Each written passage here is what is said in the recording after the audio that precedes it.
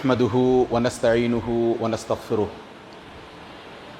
ونعوذ بالله من شرور أنفسنا ومن سيئات أعمالنا من يهد الله فلا مضل له ومن يضلل فلا هادي له وأشهد أن لا إله إلا الله وحده لا شريك له وأشهد أن محمدًا عبده ورسوله صلى الله عليه وسلم تسليمًا كثيرا يا أيها الذين آمنوا اتقوا الله حق تقاته ولا تموتن إلا وأنتم مسلمون يا أيها الناس اتقوا ربكم الذي خلقكم من نفس واحدة وخلق منها زوجها وبث منهما رجالا كثيرا ونساء واتقوا الله الذي تساءلون به والأرحام إن الله كان عليكم رقيبا يا أيها الذين آمنوا اتقوا الله وقولوا قولا سديدا يصلح لكم أعمالكم ويغفر لكم ذنوبكم ومن يطع الله ورسوله فقد فاز فوزا عظيما أما بعد فإن خير الكلام كلام الله وخير الهدي هدي محمد صلى الله عليه وسلم وشر الأمور محدثاتها وكل محدثة بدعة وكل بدعة ضلالة وكل ضلالة في النار قال الله تبارك وتعالى في سورة البقرة شهر رمضان الذي أنزل فيه القرآن هدى للناس وبينات من الهدى والفرقان الآية۔ برادران اسلام اور خواتین ملت اسلامیہ، ہم تمام پر اللہ عز و جل کے بے شمار احسانات ہیں، جن میں سے اللہ عز و جل کا ایک عظیم احسان ہم پر یہ ہے کہ اللہ عز و جل نے ہماری خواہشیں پوری کیں، دعائیں سن لیں اور ایک اور رمضان ہمیں عطا فرمایا۔ ایک سیکنڈ کے لیے سوچ کے دیکھیں کہ ہمارے ساتھ آج کچھ وہ لوگ نہیں ہیں جو پچھلے رمضان ہمارے ساتھ تھے، اور شاید ان میں سے کچھ کو پتہ بھی نہیں تھا کہ یہ ان کا آخری رمضان ہے۔ اللہ عز و جل کا بہت بڑا فضل ہے کہ اللہ عز و جل نے ہمیں پھر سے ایک اور موقع عنایت فرمایا تاکہ ہم اپنے اس رمضان کو کوشش کریں اور دی بیسٹ رمضان ایور بنا سکیں۔ اب ہمارے ہاتھ میں ہے، لائک دے سے the ball is in our court، اب ہمارے ہاتھ میں ہے کہ ہم اس رمضان سے کتنا فائدہ اٹھاتے ہیں یا اس بد دعا کے ہم کتنے حقدار ہوتے ہیں۔ اللہ عز و جل ہمیں اس بد دعا کا حقدار نہ بنائے، آمین یا رب۔ جب اللہ عز و جل نے ہمیں رمضان میں داخل فرما دیا تو اللہ عز و جل چاہتے ہیں کہ ہم توبہ کریں، اللہ عز و جل چاہتے ہیں کہ ہم نیک بنیں، اللہ عز و جل چاہتے ہیں کہ ہم اس سے قریب ہوں۔ واللہ یرید ان یتوب علیکم، اگر اللہ عز و جل ہم سے چاہتے ہیں کہ ہم قریب ہوں، توبہ کریں، اس کے باوجود بھی ہم گناہ پہ گناہ کرتے رہیں، رمضان کے اندر بھی گناہ کرتے رہیں، یا پھر یہ کہ رمضان کی حد تک ہم گناہوں سے دور رہیں اور جیسے ہی رمضان رخصت ہو جائے پھر سے گناہوں میں لگ جائیں، تو ہم نے اس موقع کو سچ مچ گنوا دیا ہے۔ کیا ہمیں پتہ ہے کہ یہ روزے ہیں جو کل کے دن ہماری مدد کو آئیں گے؟ یہ ہمارا راتوں کو قیام اللیل کے لیے جاگنا ہے جو ہماری قیامت کے دن ہمارے کام آئے گا۔ نبی کریم صلی اللہ علیہ وسلم کا فرمان ہے الصیام والقرآن یشفعان للعبد یوم القیامہ۔ قیامت کا دن تو ہم جانتے ہیں عالم کیسا ہوگا، ہمارے اپنے جن کو ہم اپنے مانتے ہیں وہ ہمارے ساتھ نہیں ہوں گے، جو بیوی جس سے ہم بے انتہا پیار کرتے ہیں وہ ہمیں دیکھے گی تو ہم سے دور بھاگے گی، بلکہ ہم جس بیوی کو ڈارلنگ، ہنی، نہ جانے کیا کیا الفاظ دے کر کے بلاتے ہیں، اس بیوی کو ہم قیامت کے دن دیکھیں گے تو ہم اس سے دور بھاگیں گے۔ جس والد صاحب نے ہمارے لیے اپنی زندگی قربان کر دی، اپنا خون پسینہ بہا کر ہمیں اس قابل بنایا کہ ہم یہاں مسلمانوں کی طرح زندگی گزار سکیں، یہ والد صاحب قیامت کے دن ہم سے آنکھ چرائیں گے۔ اگر جن والد صاحب سے ہمیں اتنی عقیدت ہے، اتنی محبت ہے، تو ہم اپنے والد صاحب کی جہاں اس دنیا میں بہت قدر کرتے ہیں، ہلکی سی ہمارے والد صاحب کو سردی کھانسی ہو جائے، ڈاکٹرز کے پاس نہ صرف لے جانے کے پیچھے لگ جاتے ہیں بلکہ ڈاکٹرز کا تانتا لگانے کو تیار ہو جاتے ہیں۔ ایسے والد صاحب کو ہم قیامت کے دن پوچھ کر نہیں دیکھیں گے، کنی کترائیں گے ہم ان سے۔ یبصرونہم کے الفاظ آتے ہیں، ایک دوسرے کو لوگ جو ایک دوسرے کے جگری دوست ہوں گے دیکھتے ہوں گے۔ ویسے میں قرآن کہتا ہے یود المجرم لو یفتدی من عذاب یومئذ ببنیہ وصاحبتہ واخیہ وفصیلتہ التی تؤویہ، سورۃ عبس میں جا کر کے مطالعہ کریں۔ قرآن کہتا ہے یوم یفر المرء من اخیہ وامہ وابیہ وصاحبتہ وبنیہ، یعنی نفسا نفسی کا عالم جسے ہم سمجھتے ہیں، آج کل کی دنیا میں بھی کئی جگہ نفسا نفسی کا عالم دیکھنے آتا ہے۔ ہم جب پیسوں میں ہوتے ہیں، کھیل رہے ہوتے ہیں پیسوں میں، ہمارے کاروبار اچھے چل رہے ہوتے ہیں تو دوست آس پاس منڈلا رہے ہوتے ہیں، مگر جب ہم پر تھوڑا سا برا وقت تو نہیں، تھوڑے سے پیسے کم پڑ جائیں، لوگ بغلوں سے دور نکل کے چلے جاتے ہیں، لوگ ہمارے فونز آنسر کرنا بند کر دیتے ہیں۔ تو قیامت کے دن کا عالم سوچیں، ایسے عالم میں جب ہمارا اپنا ہمارے ساتھ نہیں ہوگا تو یہ دو چیزیں الصیام والقرآن، ہمارا روزے رکھنا اور ہمارا قرآن کی تلاوت کرنا ہمارے کام آئیں گے۔ اللہ عز و جل کے سامنے یہ کھڑے ہو کر کے سفارش کریں گے کہ یا اللہ اس کو جنت بھیجنا، کیونکہ اس نے روزے رکھے، میں نے اس کو دن بھر شہوت کے کاموں سے، میں نے اس کو دن بھر کھانے پینے سے باز رکھا، روزہ کہے گا۔ اسی طریقے سے قرآن کہے گا میں نے راتوں کو اسے سونے سے دور رکھا، یہ قرآن لے کر کے راتوں کو تلاوت کیا کرتا تھا، یا اللہ فشفعنی فی۔ تو ہماری سفارش کے لیے، انٹرسیشن کے لیے یہ دو چیزیں آئیں گی۔ نہ جانے اور اس میں کتنے ایسے فائدے ہیں جن کے تعلق سے ہم بارہا رمضان میں، رمضان سے پہلے، رمضان کے بعد سنتے آئے ہیں کہ رمضان کے اتنے فضائل ہیں، رمضان کی اتنی برکتیں ہیں۔ ایک اور برکت آپ کے سامنے رمضان کی ہے، ایک اور فائدہ رمضان کا رکھوں آپ کے سامنے۔ دیکھیں، جب ہم اس دنیا سے چلے جاتے ہیں، جب ہمارا قیامت کے دن اللہ عز و جل دوبارہ حشر کریں گے، دوبارہ اٹھائیں گے اللہ عز و جل قیامت کے دن ہمیں، تو ہم میں سے کچھ لوگ ایسے ہوں گے، اللہ عز و جل ہم تمام کو اس کیٹیگری میں ڈالے، جبکہ اس کیٹیگری میں کوالیفائی کرنا بہت مشکل کام ہے۔ اللہ عز و جل جیسے ہی قیامت کے دن آئیں گے، وجاء ربک والملک صفا صفا، جیسے ہی اللہ عز و جل آئیں گے، کیسے آئیں گے؟ ہم اہل السنہ والجماعہ کا اس میں دماغ نہیں چلتا ہے، نہ ہی ہمیں دماغ چلانا چاہیے کہ اللہ عز و جل کس طریقے سے آتے ہیں۔ اللہ عز و جل اپنے حساب سے جیسے ان کو سوٹ کرتا ہے ویسے آئیں گے۔ ہمارے دماغ خیال میں ہم اس چیز کو لانے کی کوشش بھی کریں، تب بھی ہمارے خیالوں میں یہ چیز نہیں آئے گی، نہ ہی یہ سما پائے گی۔ اسی وجہ سے کلو ما دارا فی بالک فاللہ بخلاف ذلک۔ یاد رکھیں، ایک اصول ہے کہ جو کچھ ہمارے دماغ میں اللہ عز و جل کے تعلق سے امیج بنتی جائے، وہ امیج ہو ہی نہیں سکتی اللہ عز و جل کی، کیونکہ اللہ عز و جل کو کبھی کسی نے دیکھا نہیں ہے۔ لہٰذا جب اللہ عز و جل آئیں گے قیامت کے دن فیصلہ فرمانے کے لیے بندوں کے تعلق سے، تو 70,000 ایسے لوگ ہوں گے جن سے اللہ عز و جل نہ حساب کتاب لیں گے نہ عذاب دیں گے، سیدھے سیدھے جنت، سیدھے جنت۔ آتے ہی نام پکارا جائے گا، فلاں فلاں فلاں فلاں، اٹھو جنت میں چلے جاؤ۔ بہت مشکل کیٹیگری ہے۔ ویسے میں یہاں بہت کم آتا ہوں، کسی اور دن اگر آنا ہوا اور اللہ عز و جل توفیق دیں تو انشاءاللہ تعالیٰ اس کیٹیگری پر بھی بات کریں گے کہ اس کیٹیگری میں ہمیں کوالیفائی کرنے کے لیے کیا کرنا چاہیے۔ دوسری کیٹیگری جس میں پھر اللہ عز و جل لوگوں سے حساب کتاب تو پوچھیں گے، حساب کتاب تو کریں گے، انٹروگیشن ہوگا، مگر اللہ عز و جل عذاب نہیں دیں گے، اپنا فضل فرمائیں گے اور کہیں گے میں نے تمہارا یہ گناہ، میں نے تمہارا فلاں گناہ، میں نے تمہارا وہ گناہ، جتنے بھی گناہ ہیں جیسے بھی ہیں، اللہ عز و جل قیامت کے دن ان تمام گناہوں کی مغفرت فرماتے ہوئے جنت بھیج دیں گے۔ یہ دوسری کیٹیگری ہے۔ یعنی دوسری اور پہلی کیٹیگری میں کامن ڈینومینیٹر یہ نکلا کہ اس میں بندے کو عذاب نہیں ہوگا۔ آئیے چلتے ہیں تیسری کیٹیگری کی طرف، جس میں بندے کے ساتھ سوال جواب ہوں گے، حساب کتاب ہوگا۔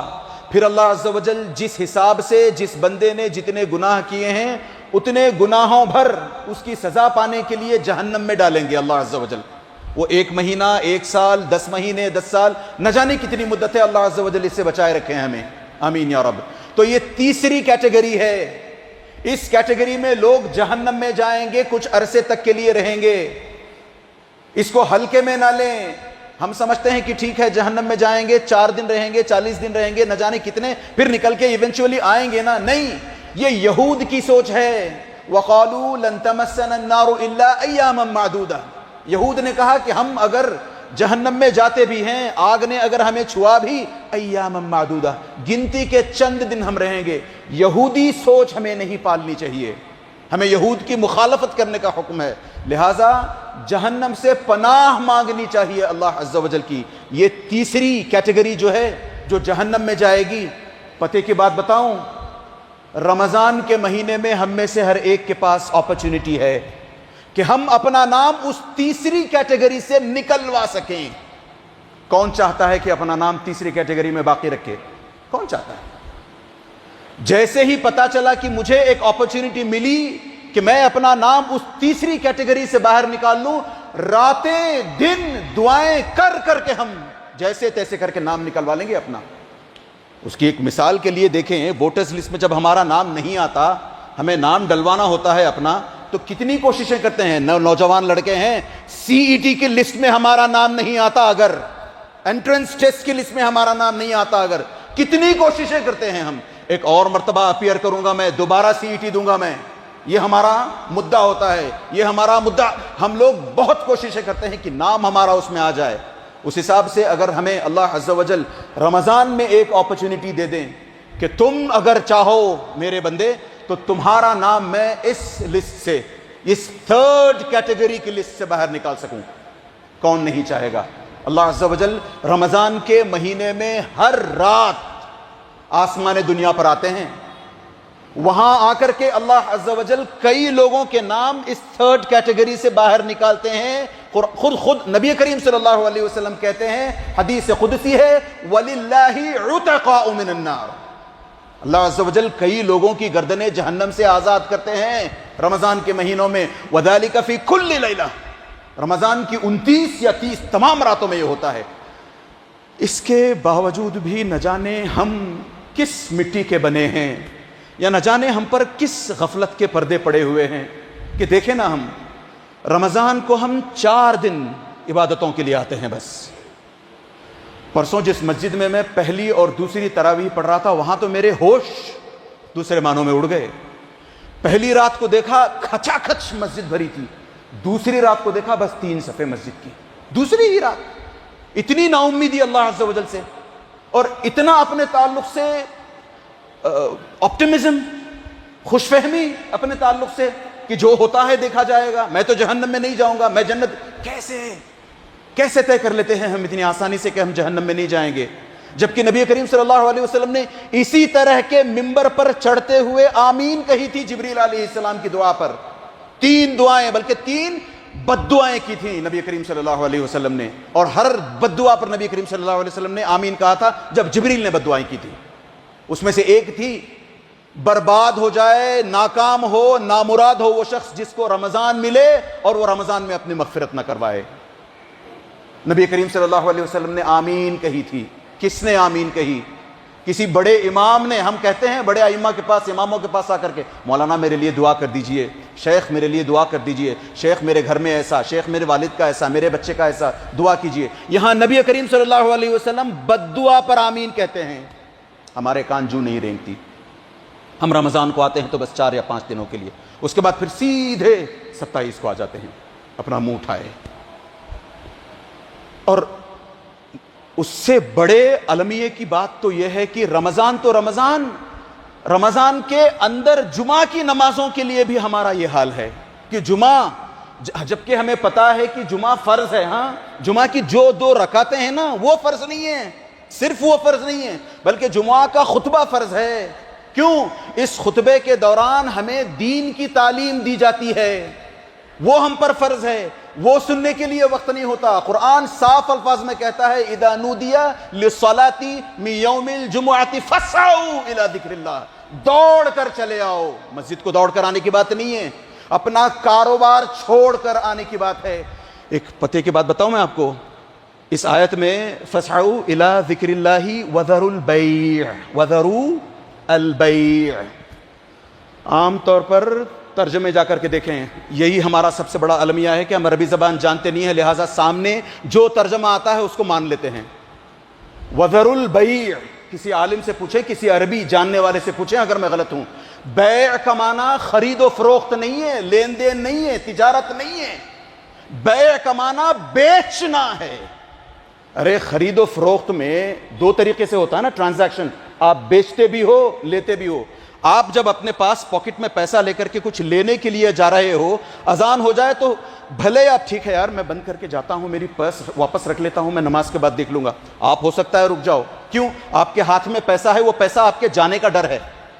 مگر جو بندہ دکان کھول کے بیٹھا ہے وہ پیسہ بنا رہا ہے، ہی از منٹنگ منی، ہی از میکنگ منی، وہ پیسہ کما رہا ہے، اس کو چھوڑنے کو کہو نہیں، کاروبار ہے میرے، مشکل سے چلتا ہے میرا جینا، جبکہ قرآن کہتا ہے اس بیچنے کو چھوڑو، تمہارا پیسہ پکے گا، اس کو چھوڑ کر کے آ کے دکھلاؤ نماز کے لیے۔ نماز کو بھی آتے ہیں تو بالکل اخیر میں 5 منٹ جب بچ جاتے ہیں، 7 منٹ یا 2 منٹ جب بچے رہتے ہیں۔ پتہ ہے یہ کیوں ہوتا ہے؟ 4 دن کے لیے آنا رمضان میں، پھر اس کے بعد سیدھے منہ دکھائی کے لیے 27 کو آ جانا، ایک تاخرات گزار لینا، یا کبھی نماز پڑھی کبھی نہیں پڑھی، کبھی قیام اللیل کیا کبھی نہیں کیا۔ یہ کیوں ہوتا ہے؟ اس کے بہت ساری وجوہات علماء نے بتائی ہیں، سب سے بڑی وجہ تو اس کی عقیدے میں خرابی کی وجہ سے ہوتا ہے۔ میرے پاس وقت نہیں ہے کہ میں عقیدے کی خرابی پر، حالانکہ حقیقت تو یہ ہے کہ میں یہاں کھڑے ہو کر کے عقیدے کی خرابی پر بات کروں، بہت بہتر ہے، مگر چونکہ یہاں میجورٹی جو لوگ آتے ہیں اہل الحدیث ہیں، ہم اہل الحدیث کو الحمدللہ دوسروں کے مقابلے میں، یہ ہمارا یو ایس پی ہے کہ ہم اہل الحدیث کو دوسروں کے مقابلے میں تھوڑا ہی نیگلیجبلی، زیادہ ہی صحیح، تھوڑا ہی صحیح، دوسروں کے مقابلے میں تھوڑا ہی صحیح دین زیادہ پتہ ہوتا ہے، خاص طور سے عقیدے کی بات میں ہم تھوڑے سے پختہ ہوتے ہیں، اس وجہ سے میں عقیدے پر بات نہیں کر رہا۔ ایک تو عقیدے کا بگاڑ، اس وجہ سے یہ 4 دن آتے ہیں 5ویں دن نہیں آتے، یا پھر مسجد میں آتے ہیں جمعہ کے دن تو بالکل آخری میں آتے ہیں، یہ عقیدے کے بگاڑ کی وجہ سے ہوتا ہے یا ایمان کی کمزوری کی وجہ سے ہوتا ہے۔ پھر میرے پاس وقت نہیں ہے کہ میں ایمان کی کمزوری کے تعلق سے بات کروں، دوسری جگہ پر میں نے اس قسم کا خطبہ دیا ہے، اس پر آپ کھنگال کر دیکھ لیں، انشاءاللہ تعالی مل جائے گا۔ میں یہاں پر اپنے تعلق سے بات کرنے نہیں آیا ہوں، آپ کو اگر سچ مچ مقصود ہے تو آپ دیکھیں کہاں سے مل سکتا ہے، وہ اس سلسلے میں بات ہوگی پھر انشاءاللہ۔ تو دوسری مجبوری، دوسری پرابلم ہوئی یا دوسری وجہ ہوئی ایمان کی کمزوری۔ تیسری کمزوری اسی طریقے سے سستی، کاہلی، نہیں چھوڑو کیا جانا، خطبہ وہی تو ہوتا ہے، گھسا پٹا۔ مانتا ہوں، میں سر جھکا کر ماننے کو تیار ہوں کہ یہاں سے ہم لوگوں کی بھی ذمہ داری ہے کہ ہم نے آپ لوگوں کو اس طریقے سے تھوڑا سا دور کیا ہے کہ ہم یہاں سے کھڑے ہو کر کے ڈھنگ کے خطبات نہیں دیتے، مگر کم از کم اللہ کا بڑا فضل ہے کہ اہل الحدیث مساجد سے اچھے خطبات ہوتے ہیں دوسری مساجد کے مقابلے میں، کہیں نہ کہیں آپ کو کچھ نہ کچھ ٹیک ہوم ملتا ہے، کچھ نہ کچھ گھر لے جانے کو ملتا ہے الحمدللہ۔ لہٰذا میں اس پر بھی بات نہیں کروں گا، سستی کاہلی پر بھی بات نہیں ہوگی۔ اس کی چوتھی وجہ ہو سکتی ہے کہ ہم جس قسم کے ماحول میں رہتے ہیں، جن دوستوں کے ساتھ اٹھتے بیٹھتے ہیں، ان کا انفلوئنس ہم پر ہوتا ہے۔ الصاحب صاحب، دوست آپ کو اپنی طرف کھینچتا ہے، اگر آپ سٹرونگ ہو تو اپنی طرف اپنے دوست کو آپ کھینچو گے، اگر وہ سٹرونگ ہے مینٹلی فزیکلی نہیں، رساکشی نہیں ہو رہی، ٹگ آف وار نہیں ہو رہا یہاں پہ، ہینڈ ریسلنگ نہیں ہو رہی یہاں پہ، اگر وہ سٹرونگ ہے تو وہ اپنے تھاٹ پروسیس کے ذریعے، اپنی سوچ کے ذریعے سے آپ کو اپنی طرف کھینچے گا۔ ایک سوال پوچھتا ہوں میں، سب سے زیادہ نبی کریم صلی اللہ علیہ وسلم کی مدد کس نے کی؟ ہمارا جواب ہو سکتا ہے ابو بکر یا عمر یا عثمان یا علی یا اس طریقے سے، اور نہیں، سب سے زیادہ اسلام کی مدد کرنے والے شخص کا نام ہے ابو طالب۔ جب تک ابو طالب زندہ تھے نبی کریم صلی اللہ علیہ وسلم پر کوئی ہاتھ نہیں لگا سکتا تھا۔ نبی کریم صلی اللہ علیہ وسلم، یہ نبی کریم صلی اللہ علیہ وسلم کا طائف کا سفر یاد ہے آپ کو؟ لنچنگ ہوئی ہے نبی کریم صلی اللہ علیہ وسلم کی، کیوں؟ ابو طالب جا چکے تھے اس دنیا سے۔ ابو طالب کو خود اندر سے پتا تھا کہ دین محمد حق ہے، اندر سے جانتے تھے، ان کے اشعار پڑھیں آپ جا کر کے، اس میں صاف سمجھ میں آتا ہے کہ محمد کا دین سچا دین ہے۔ اس سے ایک بات یہ بھی پتہ چلتی ہے کہ دین صرف اندر کا نام نہیں ہے کہ ہاں مجھے پتہ ہے میں اللہ کو مانتا ہوں، میں دین پر ہوں، میں مسلمان، نہیں، اپنے ایکشنز سے بھی ثابت کرنا پڑے گا، 5 وقت کی نمازوں کو آ کر کے بھی ثابت کرنا پڑے گا کہ ہم مسلمان ہیں۔ اسی لیے ہمارے بڑے بڑے اسلاف کہے گئے الایمان قول و عمل، صرف اندر سے الایمان قول و عمل، یعنی اندر سے میں کہہ لوں کہ ہاں میں مانتا ہوں کہ نبی کا دین سچا دین ہے، مگر آپ کے actions, your actions are speaking louder than your words, کہاں نماز کو آتے ہیں ہم؟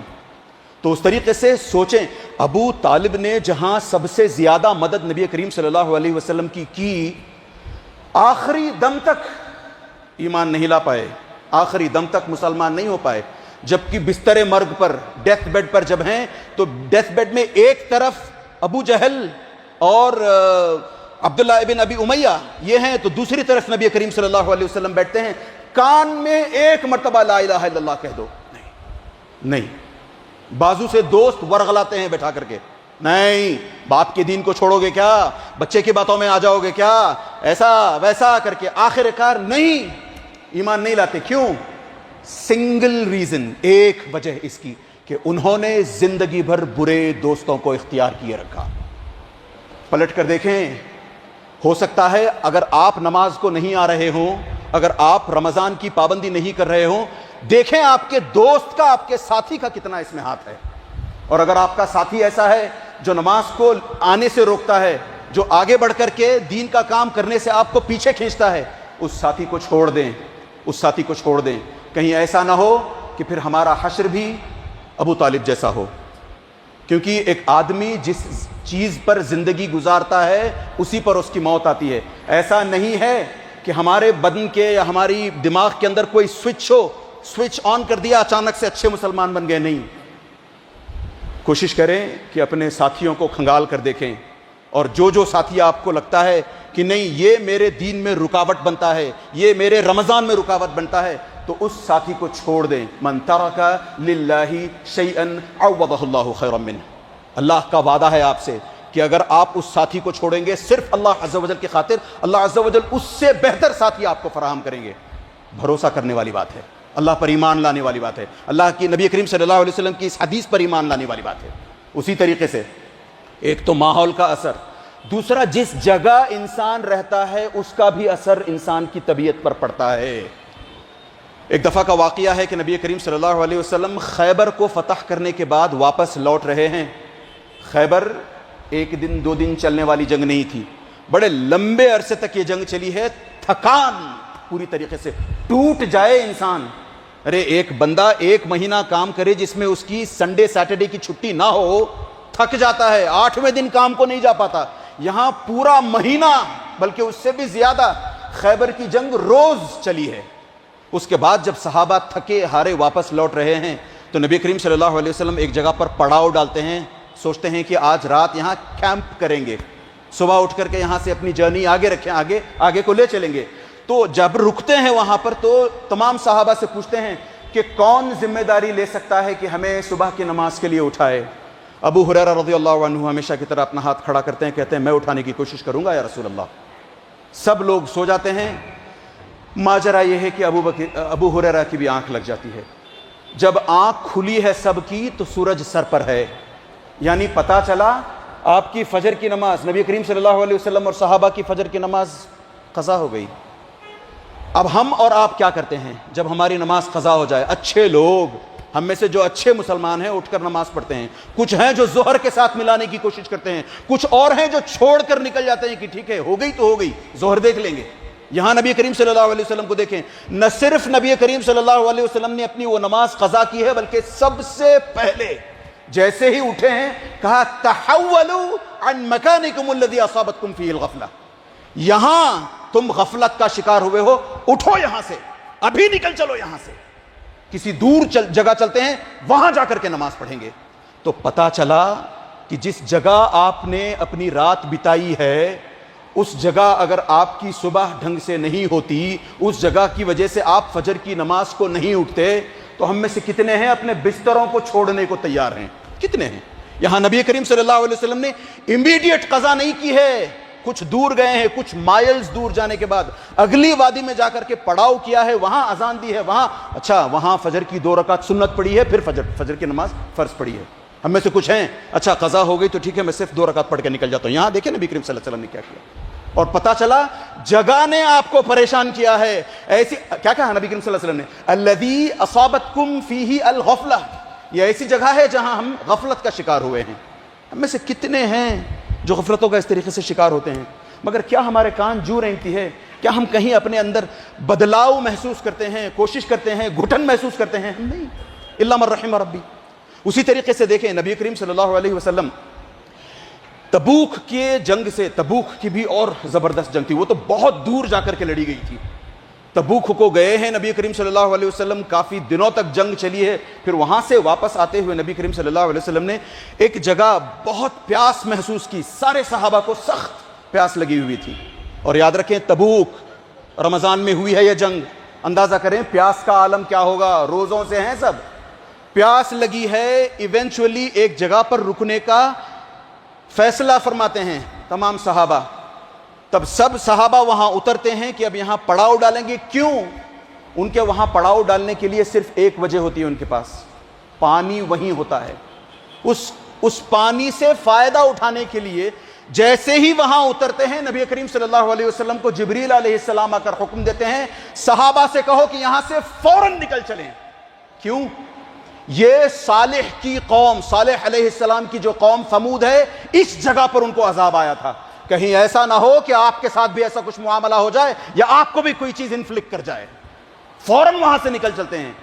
ہم جہاں رہتے ہیں، جن کے بیچ ہم زندگی گزارتے ہیں، جو ہمارے اپنے دوست سگے سمبندھی ہوتے ہیں، پتہ نہیں ان میں سے کتنے ہیں جو اس طریقے سے ہمیں غفلت کا شکار کرواتے ہیں، جو اس طریقے سے ہماری رمضان کی عبادتوں میں خلل پیدا کرتے ہیں.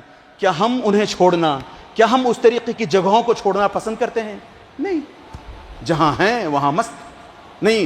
ایکسکیوزز لے آتے ہیں ہم، نہیں یہ میرا اپنا گھر ہے، میں کیسے چھوڑ کے جاؤں، یہاں میں پلا بڑھا ہوں، میں کیسے. ارے ایک سیکنڈ کے لیے سوچیں، جب نبی کریم صلی اللہ علیہ وسلم کو مکہ چھوڑ کر جانا پڑا تھا مدینے کو، احب البلاد الی اللہ، دنیا میں سب سے پیاری جگہ اللہ عز و جل کے لیے اگر کوئی ہے تو مکہ ہے، اس کو چھوڑ کر گئے ہیں. آنکھوں میں آنسو ہیں نبی کریم صلی اللہ علیہ وسلم کے. کیا کہتے ہیں نبی کریم صلی اللہ علیہ وسلم؟ اے مکہ، اگر تیری اس بستی کے لوگ مجھے شہر بدر نہ کرتے، مجھے یہاں سے جانے پر مجبور نہ کرتے تو میں کبھی تجھے چھوڑ کر نہ جاتا. ہم مکے میں تو نہیں ہیں، یہ بنگلور ہے. ہم ایسی کوئی پوتر پاک جگہ پر تو نہیں ہے کہ جہاں ہمیں من و سلوہ ملتا. نہیں، تھوڑی سی کوشش. پھر بھی ہمارے ہزار ایکسکیوزز ہوتے ہیں.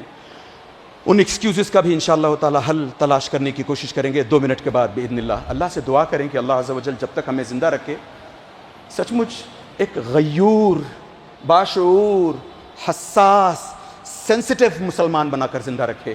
آمین یا رب. وصلی اللہ علی نبینا محمد وعلی آلہ وصحبہ اجمعین.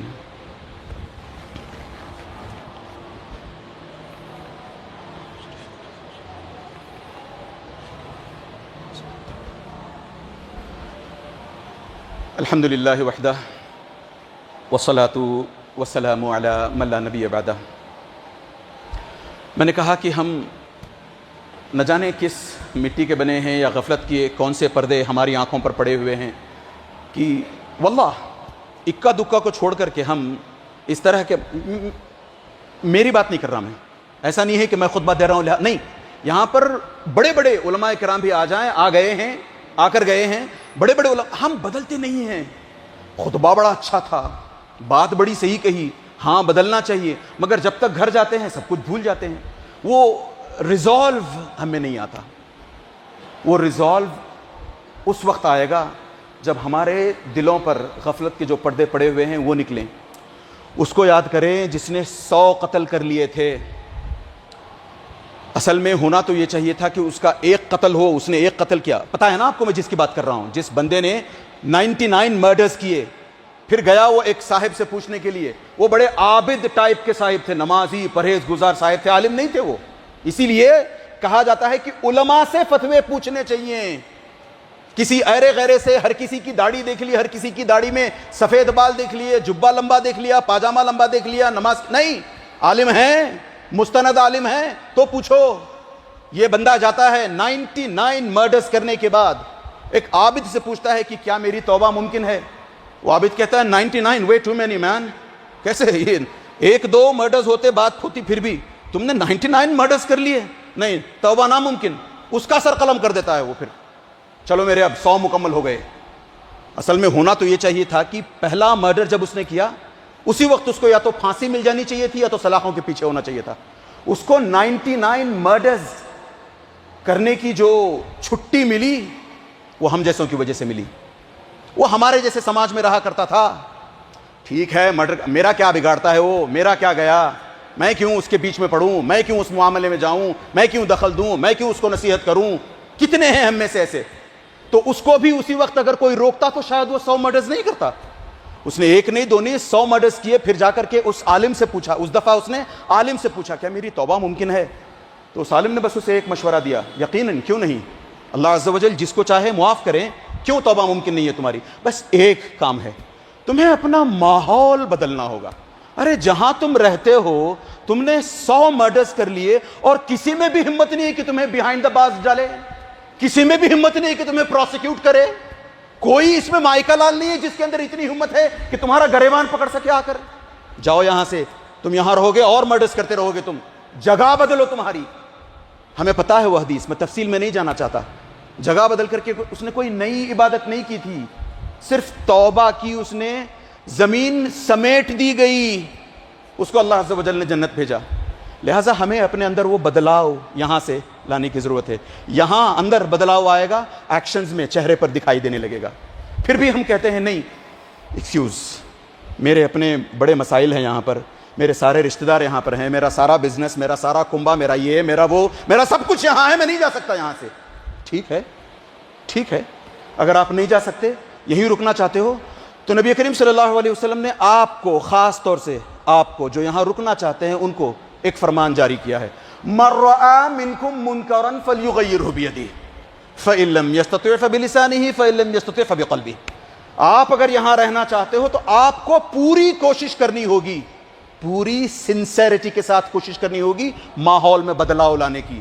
اگر آپ کے اندر مسل پاور ہے، طاقت ہے، تو ہاتھ سے روکو برائی کو. اگر آپ کے اندر وہ طاقت نہیں ہے، لگتا ہے کہ لینے کے دینے پڑ جائیں گے، کم سے کم زبان سے تو روک سکتے ہیں ہم. کیا کرتے ہیں ہم زبان سے؟ کتنا روکتے ہیں ہم؟ یہ مسلم سپر سٹورز ایک مثال کے طور پر آپ کے سامنے، مسلم سپر سٹورز، کتنے سارے مسلمانوں کے سپر سٹورز ہیں، چین آف سٹورز. یہاں بھی ہو سکتے ہیں 1-2 ہوں، میں نام لے کر کے بیکار میں ان لوگوں کو پریشان نہیں کرنا چاہتا. خود سوچ کر کے دیکھیں کتنے سارے ایسے مسلم سپر سٹورز یا ملکی مسلم دکانیں ہیں، حجاموں کی دکانیں ہیں جن کے اندر گانے بجتے رہتے ہیں، سلونز ہیں جہاں پر گانے بجتے رہتے ہیں. ہمیں کوئی فرق پڑتا ہے؟ ہم جا کر اس بندے سے بات کرنے کی کوشش کرتے ہیں. یہ حدیث کس کام کی؟ پھر کس دن کے لیے آئی ہے یہ حدیث؟ مَن رَأَىٰ مِنْكُم مُنْكَرًا فَلْيُغَيِّرْهُ بِيَدِهِ، کہ اگر تم میں سے کوئی برائی کو دیکھ لے تو اپنے ہاتھ سے روکنے کی کوشش کرے. پتہ ہے پچھلی مرتبہ کب ہم نے کسی آدمی سے اس طریقے سے، کسی سپر سٹورز کے مینیجر سے جا کر کے اکیلے میں 1 منٹ آئیں، میں آپ سے بات کرنا چاہتا ہوں، کونے میں لے جائیں اس کو، پیار سے سمجھا بجھا کر کے دیکھیں. پہلے ہی مسلمانوں کے حالات خراب ہیں، مسلمان جگہ جگہ پٹ رہے ہیں، ایمان کی کمزوری، عقیدے میں بگاڑ، عقیدے کی کمزوری، نہ جانے کیا کیا، ہم کس کس مصیبت کے شکار ہیں، جس کے نتیجے میں اللہ عز و جل یہاں سے وہاں سے تھپڑ پہ تھپڑ، تھپڑ پہ تھپڑ. اس پہ ہم اور نافرمانی کرتے رہیں گے اللہ عز و جل کی. لوگوں کے لیے ہم گانے فراہم کریں گے، گانے سننا ان کے لیے آسان کر کے دیں گے، تو اس کے لیے ہمیں پھر پوچھا جائے گا، ہم سے سوال ہوگا، کیا جواب دیں؟ اس طریقے سے نرمی سے اگر ان سے بات کریں تو کیا بات نہیں بنے گی؟ پریکٹیکلی ہو سکتا ہے یہ. میں پھر اپنا نام چمکانا نہیں چاہتا کہ میں نہیں، آپ جا کر کے دیکھیں، کوشش کریں، ضرور یہ ممکن ہے. بلکہ کئی لوگ آپ کی بات سن کر کے شرمندہ ہو کر کے گانے بند کر لیتے ہیں. کم از کم آپ جب اس دکان میں جاؤ گے آپ کے احترام میں گانے بند ہوں گے، پھر تو آپ کو دیکھتے ہی گانے بند کر لیں گے وہ. تو اس میں ایک دعوتی پہلو ہے، جگہ جگہ ہم جا کر، تب ہم کہیں جا کر رہ سکتے ہیں. بلکہ میں تو ایک قدم آگے جاؤں، اس میں ایک قدم آگے، کوئی ہے خاص طور سے نوجوانوں میں ان گانوں کا بدیل کوئی تلاش کر سکتا ہے؟ کیا ضروری ہے کہ گانے ہی سنے جائیں، سنائے جائیں؟ 1000 طریقے کے FM ریڈیوز ہیں یہاں پر، اس میں کیا ہمیشہ گانے بجتے رہتے ہیں؟ کئی مرتبہ کسی کو بلا کر کے یا تو انٹرویوز لیے جاتے ہیں یا تو چٹکلے چھوڑے جاتے ہیں، ہے نا، جوکس سنائے جاتے ہیں۔ کیا ہم اس کا بدیل اس صورت میں نہیں تلاش کر سکتے کہ اسلامک سٹوریز بس 1 منٹ کی 2 منٹ کی سپرب سٹوریز، ان کے ہلکی پھلکی آڈیوز، بیسٹ کوالٹی آڈیوز بنا دی جائیں؟ 100-200 میں فراہم کر سکتا ہوں انشاءاللہ تعالی، اگر آپ چاہیں تو ایسی آڈیوز میں فراہم کر سکتا ہوں، بیٹھ کر کام کر سکتے ہیں مل کر ہم۔ ان گانوں کی بجائے ان مسلم سٹورز میں لے جا کر کے وہ سی ڈیز یا پین ڈرائیوز میں ہم 100-200 چھوٹی 1 منٹ کی 2 منٹ کی سٹوریز، جس سے ہمارا دل لرز جائے، جس سے ہمارا دل کانپ اٹھے۔ مثال کے طور پر جبیر ابن مطعم رضی اللہ عنہ، یہ ایک بڑے سرتاج کے بیٹے ہیں، مطعم ابن عدی کے بڑے احسانات ہیں نبی کریم صلی اللہ علیہ وسلم پر۔ خاص طور سے میں نے طائف کا ذکر کیا نا آپ کے سامنے، طائف کے موقع پر میں نے کہا کہ نبی کریم صلی اللہ علیہ وسلم کو لنچنگ کی گئی ہے، پتھر سے مار کر کے لہو لہان کیا گیا تھا نبی کریم صلی اللہ علیہ وسلم کو۔ اتنا لہو بہا ہے کہ شو نبی کریم صلی اللہ علیہ وسلم کا اپنے پیروں میں سٹک ہو گیا تھا، نکل نہیں رہا تھا، اتنی بری طریقے سے لہو۔ اب آخر میں جب یہ واپس طائف سے مکہ واپس پہنچنا چاہتے ہیں، نبی کریم صلی اللہ علیہ وسلم مکے کے بارڈرز پر جا کر رک جاتے ہیں، کہتے ہیں نہیں میں اندر نہیں جاؤں گا، اندر جاؤں گا تو لوگ حملہ کریں گے، بیکار میں مارنے کی کوشش کریں گے، جھگڑا کرنے کی کوشش کریں گے، ایک کام کرو زید تم جاؤ، زید ابن حارثہ کو کہتے ہیں تم جاؤ مطعم ابن عدی کے پاس جانا، وہاں اس سے پہلے 2-3 کے پاس بھیجتے ہیں کچھ روایتوں کے مطابق، پھر مطعم ابن عدی سے کہتے ہیں کہ دیکھو نبی کریم صلی اللہ علیہ وسلم یہاں بارڈر پہ کھڑے ہیں، مکے کے اندر داخل ہونا چاہتے ہیں، کیا تم پناہ دینا چاہو گے؟ مطعم ابن عدی نے پناہ دی تھی اس وقت۔ تو اس طریقے سے دوسرے بھی احسانات ہیں مطعم ابن عدی کے۔ تو ان کا بیٹا جو آگے چل کر کے مسلمان ہوتے ہیں، جبیر بن مطعم رضی اللہ عنہ، وہ جب بدر کی جنگ میں ابھی یہ مسلمان نہیں ہوئے ہیں، یہ جب میں بتا رہا ہوں یہ قصہ مسلمان نہیں ہوئے ہیں، نبی کریم صلی اللہ علیہ وسلم ہجرت کر کے مدینہ چلے جاتے ہیں، اس کے بعد بدر کی جنگ جب چھڑتی ہے تو بدر کی جنگ میں کئی سارے غیر مسلمین، کئی سارے مکے کے کفار اور مشرکین یہاں کیپٹیوز بنا لیے جاتے ہیں، نبی کریم صلی اللہ علیہ وسلم کے پاس کیپٹیوز بنائے گئے ہیں۔ یہ ان کو چھڑانے کے لیے جبیر بن مطعم رضی اللہ عنہ ابھی صحابی نہیں بنے ہیں، وہ آتے ہیں کہ میں جاؤں گا، میں بات چیت کروں گا، کیونکہ میرے باپ کے محمد پر بڑے احسانات ہیں صلی اللہ علیہ وسلم، تو بات کرنے کے لیے آتے ہیں۔ وہاں اس وقت نبی کریم صلی اللہ علیہ وسلم غالباً مغرب کی نماز پڑھا رہے ہوتے ہیں، تو انتظار کرتے ہیں، اور مغرب کی نماز میں ام خلقوا من غیر شیء ام هم الخالقون ام خلقوا السماوات والارض بل لا یوقنون، یہ آیات چل رہی۔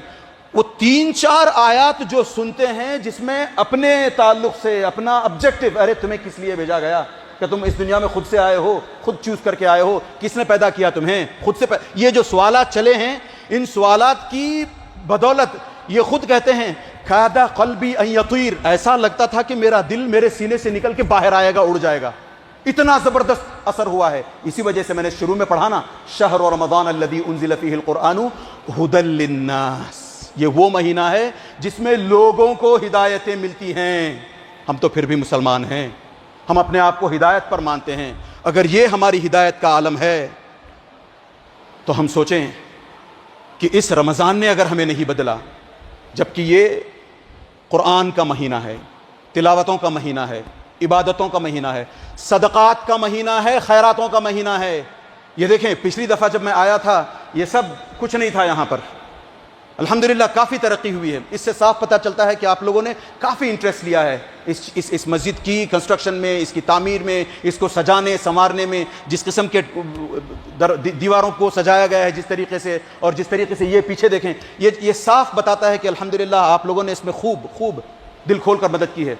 بس ہم آخری پڑاؤ پر ہیں، آپ سے پھر سے مدد کی گزارش ہے، خوب دل کھول کر کے رمضان کے مہینے میں خوب دل کھول کر کے صدقات دے جائیں، چندہ دے جائیں، تاکہ اس مسجد کی کنسٹرکشن کمپلیٹ ہو سکے۔ اللہ سے دعا کریں کہ جب تک اللہ عز و جل ہمیں زندہ رکھے، قرآن کا پابند بنائے رکھے، جب تک ہمیں اللہ عز و جل زندہ رکھے، دین پر، پورے دین پر زندہ رکھے، جب تک ہمیں اللہ عز و جل زندہ رکھے، دین پر چلنا ہمارے لیے آسان بنائے رکھے۔ ہم میں جو غریب ہیں، پریشان حال ہیں، اللہ عز و جل ان کی غربت کو، ان کی پریشانیوں کو دور فرمائے۔ ہمیں جو مریض ہیں، اللہ عز و جل انہیں جلدی شفا عطا فرمائے، تاکہ پھر سے وہ رمضان کے روزے رکھ سکیں۔ اللہ عز و جل جب تک ہمیں زندہ رکھے، ایمان پر زندہ رکھے، اور جب ہمارا آخری سانس ہو، اللہ عز و جل ہماری زبانوں سے کلمہ توحید جاری فرمائے۔ ان اللہ وملائکتہ یصلون علی النبی یا ایھا الذین آمنوا صلوا علیہ وسلموا تسلیما اللهم صل علی محمد وعلى آل محمد كما صلیت علی ابراہیم وعلى آل ابراہیم انک حمید مجید اللهم بارك على محمد وعلى آل محمد كما باركت على إبراهيم وعلى آل إبراهيم إنك حميد مجيد. عباد الله رحمني ورحمكم الله، إن الله يأمر بالعدل والإحسان وإيتاء ذي القربى وينهى عن الفحشاء والمنكر والبغي يعظكم لعلكم تذكرون.